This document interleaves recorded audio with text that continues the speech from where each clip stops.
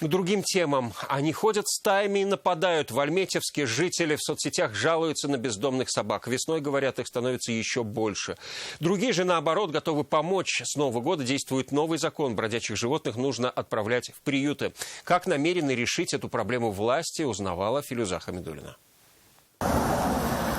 Это поселок Урсала. Вот та самая улица, где каждый день, по словам горожан, стаями бродят бездомные собаки. Страшно ходить, и кусают, и нападают, и у соседки моей ровесницы напали, она ходила. А это уже город, улица Волгоградская. И здесь от бездомных собак нет отбоя, говорят жители. Зимой четвероногие ютятся рядом с теплотрассами. Кто-то их и подкармливает. Вот и соседствуют. Агрессивных нет, но бывает бездомные, что поделаешь. Одну собаку я встретил, и то это в частном секторе, в Достафе. Стая собак несколько лет в страхе держала и улицу Советская. Жители не раз обращались в разные инстанции. Лишь этой весной псов забрали. Долго мы жаловались, их забрали, наверное, с месяца уже.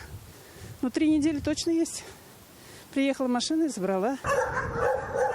Отлавливают и забирают таких бездомных четвероногих в центр временной передержки, который организовали 3 года назад волонтеры фонда «Путь домой». Здесь сейчас около 100 собак. В основном они попадаются нам же волонтерам в руки.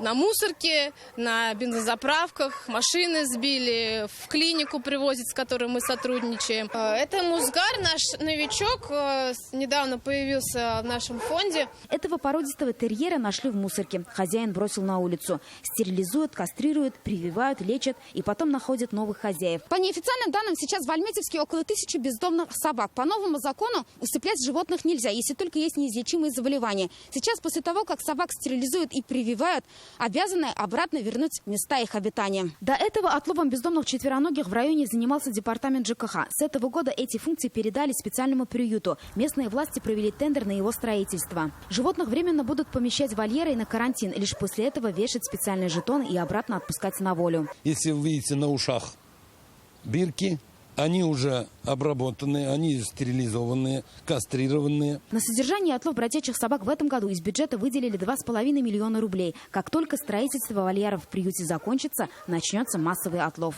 Филюза Хамидуллина, Эрик Хабибуллин, ТНВ.